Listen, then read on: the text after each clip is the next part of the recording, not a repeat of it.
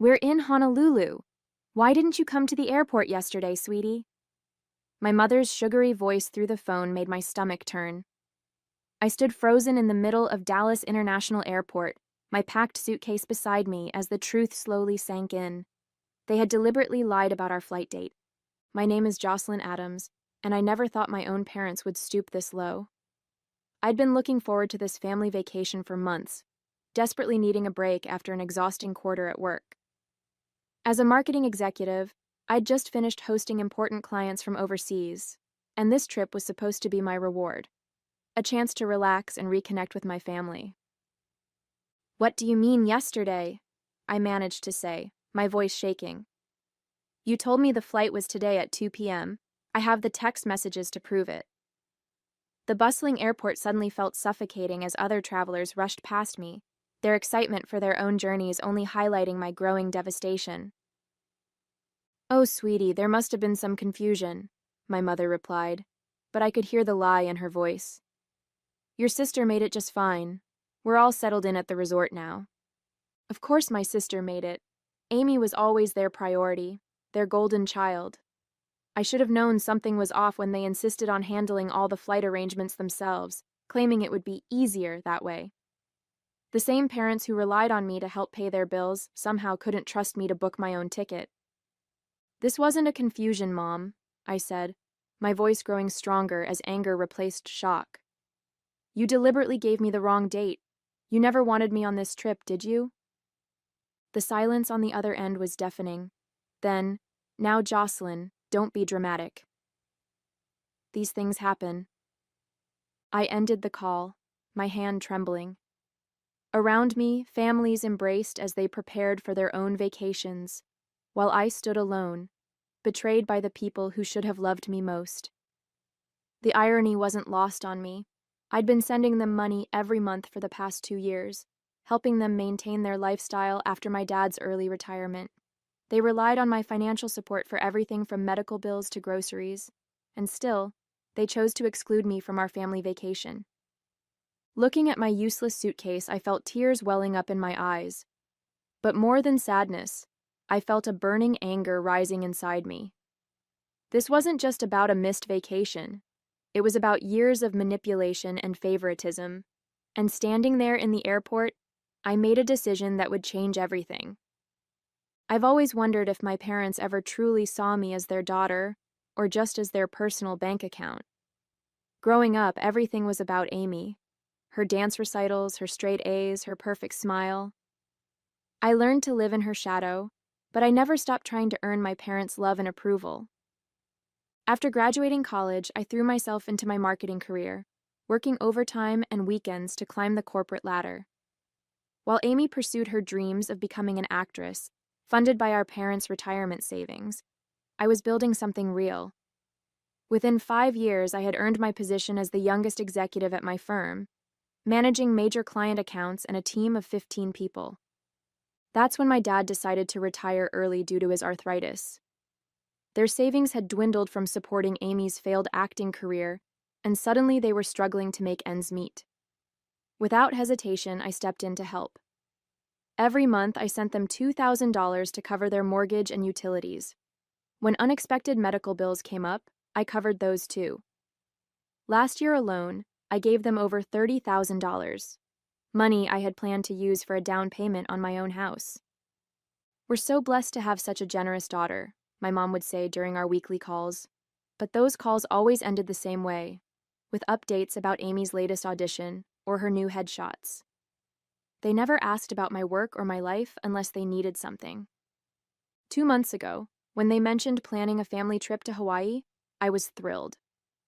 Finally, a chance to spend quality time together. They insisted on handling all the arrangements since Dad had airline miles to use. "Don't worry about anything," they said. "Just focus on your big client meeting. We'll take care of everything." Like a fool, I believed them. I even transferred extra money to their account to help cover the resort expenses. "It's the least I can do," I told them, imagining lazy days on the beach and family dinners watching the sunset. I thought maybe this trip would be different, that they would finally see me as more than just their financial safety net. Instead, Here I was, standing in an empty airport with a packed suitcase and a broken heart. My phone buzzed with a new message, a photo from Amy of her and our parents at the beach, cocktails in hand. The caption read, "Family vacation begins. Missing you, sis. Wish you could have made it." The rage that filled me in that moment was unlike anything I'd ever felt before. Standing there in the airport, staring at Amy's photo, something inside me finally snapped. I started scrolling through past text messages from my parents, and the pattern became crystal clear. Every conversation about the trip had been carefully orchestrated to ensure I'd miss it. "The flight's at 2 p.m. on the 15th, my mom had texted. But looking at Amy's Instagram story, I could see their boarding passes from yesterday, the 14th, clear as day. They hadn't made a mistake. They'd planned this deception down to the last detail. My phone rang again. This time it was my father. "Jocelyn," he started, his voice stern like I was a child being scolded. "Your mother is very upset by your attitude. We made an honest mistake with the dates, and you're turning this into a drama. You're a grown woman. You should understand these things happen." I laughed, but there was no humor in it. An honest mistake? Then why did Amy know the correct date? Why did you insist on booking everything yourselves? Why have you been lying to me for weeks? "Now, listen here," he began, but I cut him off. "No, Dad, you listen. I just checked my bank statements. Last week, I sent you $3,000 for this trip. Was that a mistake too? Or did you just take my money knowing you'd leave me behind?" The silence that followed told me everything I needed to know. "Jocelyn," he finally said, his voice softer now, trying a different approach. "You know we're on a fixed income. We needed that money for the trip. You're doing so well in your career. You understand about making sacrifices for family, don't you?" My hands were shaking so hard I could barely hold the phone. "Sacrifices for family? I've been making sacrifices for years. I've given up my savings, my dreams of buying a house, everything to support you and Mom. And this is how you repay me?" "Don't be selfish," he snapped. "Your sister needed this vacation. She's been under so much stress with her acting career and—" "Her acting career?" I interrupted, my voice rising. "You mean the hobby you've been funding with my money while she lives rent-free in your house? The auditions that never lead anywhere while I work 60-hour weeks to support all of you?" "That's enough," he shouted. "I won't stand for this disrespect. You've changed, Jocelyn. Money has made you cruel." In that moment, something shifted inside me. The hurt was still there, but now it was hardening into resolve. "You're right about one thing, Dad. I have changed, and things are about to change even more." I ended the call and opened my banking app. It was time to close the Bank of Jocelyn, permanently. The drive home from the airport was a blur of anger and determination. I spent the evening documenting everything: screenshots of text messages, bank transfers, a detailed spreadsheet of every penny I'd given them over the past 2 years. The total made me feel sick. $47,850. That's what my parents' love had cost me. The next morning, I walked into my bank and closed the joint account I'd opened to transfer money to them. Then I called my company's HR department to remove my parents as beneficiaries from my life insurance policy. With each step, I felt lighter, as if I was finally breaking free from invisible chains. That's when the messages started flooding in. First came the guilt trips from my mother. "I can't sleep knowing you're upset with us. This is tearing our family apart. How could you be so heartless?" Then Amy joined in. "Oh my God, you're being so dramatic. It was just a miscommunication. Mom's crying every day because of you." But it was my father's message that really showed their true colors. "We raised you better than this. After everything we've done for you, this is how you repay us? Your mother needs her medication refilled this week. Don't you dare abandon your responsibilities to this family." I stared at my phone, amazed by their audacity. My responsibilities to the family? What about their responsibility to treat me with basic respect? Instead of responding, I drafted a clear, firm email. Dear Mom, Dad, and Amy, I've done a lot of thinking since yesterday. The Hawaii incident wasn't a miscommunication. It was a deliberate choice to exclude me while still taking my money. This pattern of behavior ends now. Effective immediately, I am cutting off all financial support. The money I've provided was a choice, not an obligation. You'll need to find another way to cover your expenses. Do not contact me about money again. I need time and space to reevaluate our relationship. Thanks. Within minutes, my phone exploded with calls and texts. My mother left sobbing voicemails about how they'd lose the house. Amy sent angry messages calling me selfish and heartless. My father's texts grew increasingly threatening, warning me about consequences if I didn't come to my senses. I blocked them all. That evening, as I sat alone in my apartment, doubt tried to creep in. Years of conditioning had taught me to put their needs first, to believe I was selfish for having boundaries. But then I remembered standing in that airport, realizing they had planned and executed their betrayal while spending my money. The next day at work, I received an unexpected visit. My Aunt Rose, my father's sister, walked into my office. I heard what happened, she said, sitting down across from me. Your parents asked me to talk sense into you. I braced myself for more guilt trips, but Rose surprised me. What they did was cruel, Jocelyn. I've watched them take advantage of your kindness for years. It's time someone told you the truth. You deserve better than this. Tears welled up in my eyes as she reached across the desk and squeezed my hand. Finally, someone in my family saw me. Really saw me. They'll try everything to pull you back in, Rose warned. Stay strong. You're doing the right thing. 2 weeks after sending that email, I discovered something that made the Hawaii incident look trivial. Rose called me during my lunch break, her voice tight with concern. Jocelyn, I need to show you something. Can you come to my house after work? When I arrived, she had a stack of papers spread across her dining room table. Your father came to me last week, asking for a loan. He let slip some things that didn't add up, so I did some digging. What she showed me made my blood run cold. Bank statements, loan applications, and credit card bills painted a disturbing picture. My parents hadn't just been using my money for basic expenses. They'd been living far beyond their means, counting on my support to cover their extravagant lifestyle. Look at this, Rose pointed to a credit card statement. They took out a new card in your name 3 months ago. Have you checked your credit report recently? My hands shook as I pulled out my phone and downloaded my credit report. There it was, a $15,000 credit card I never knew existed. They had used my social security number and personal information to open it. That's identity theft, Rose said quietly. It's a crime, Jocelyn. I felt like I couldn't breathe. How could they do this? There's more, Rose continued. Remember that story about Amy's acting career? She's not even in California for auditions. She's been living at home this whole time, working part-time at a local coffee shop. The money they claimed was for her headshots and acting classes. They've been using it for gambling. The room spun as pieces fell into place. The constant requests for more money, the vague explanations, the guilt trips when I asked questions. It wasn't just emotional manipulation. It was fraud.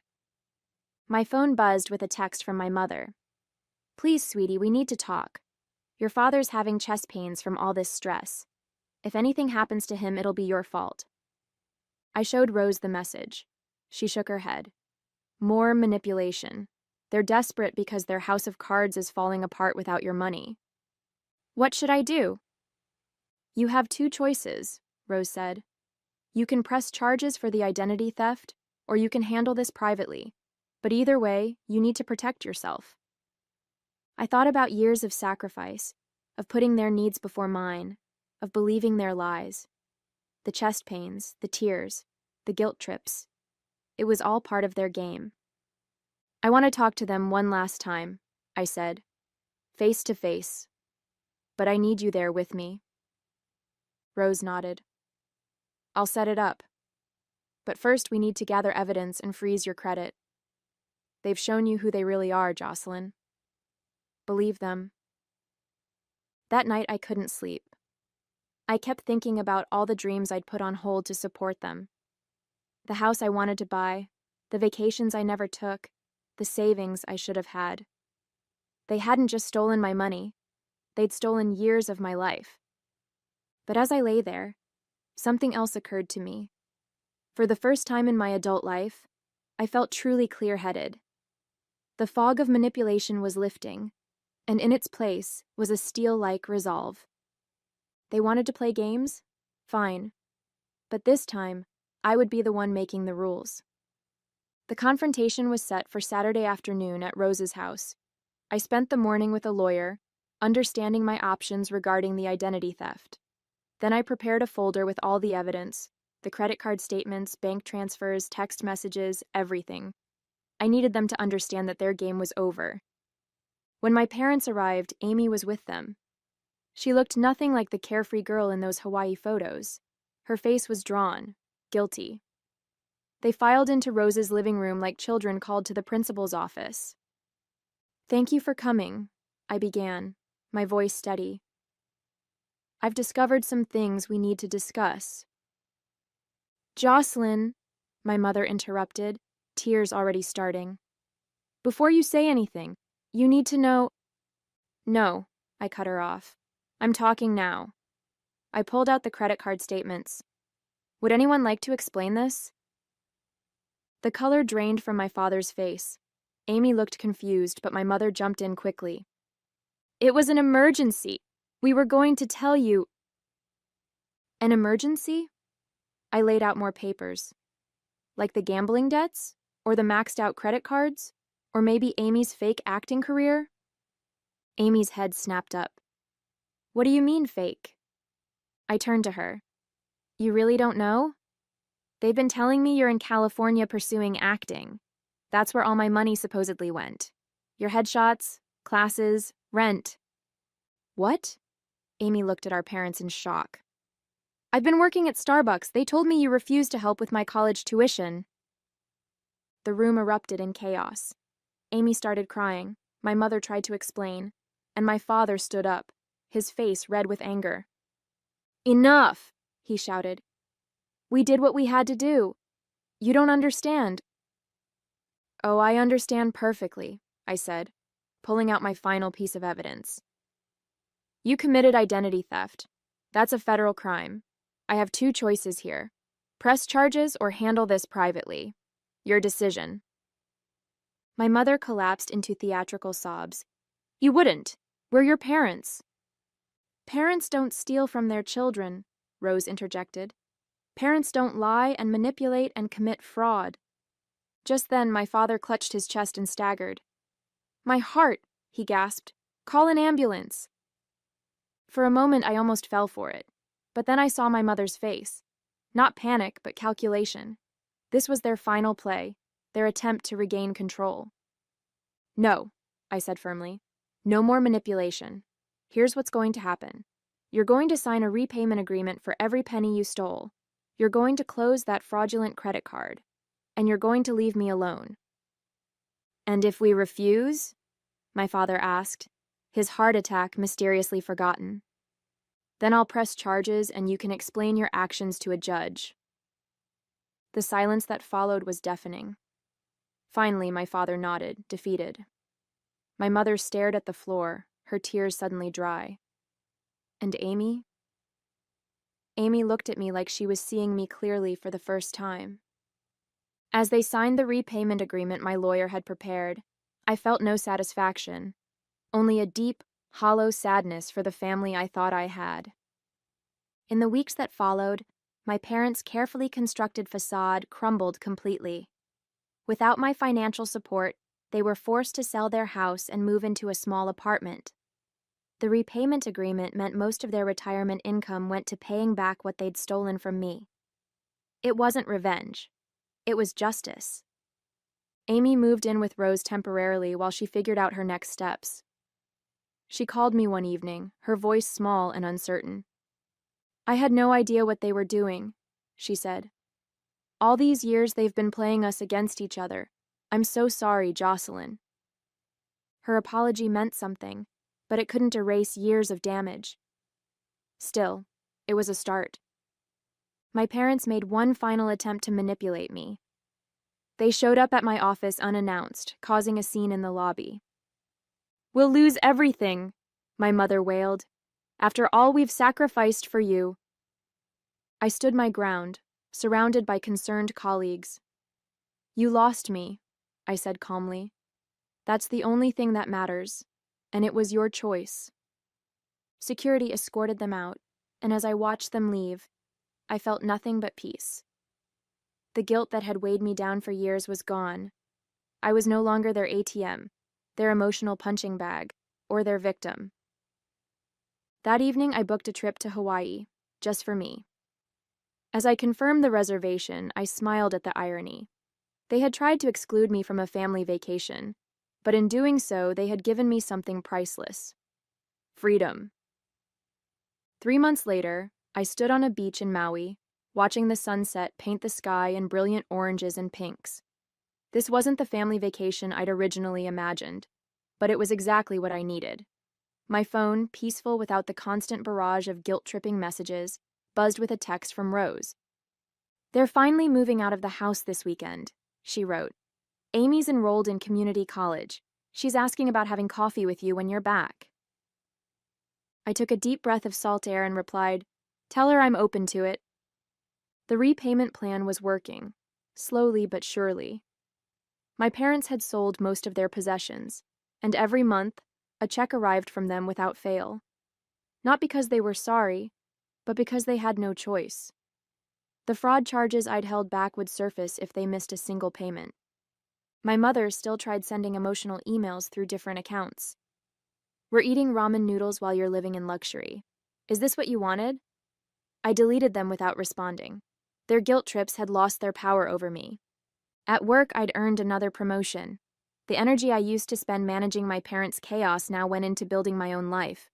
I'd even started looking at houses, a dream I'd put on hold for years while funding their lifestyle. Standing there on the beach, I finally understood. Sometimes the happiest endings don't involve forgiveness or reconciliation. Sometimes they're about walking away and choosing yourself. My parents had planned this Hawaii trip to hurt me, but instead they'd set me free.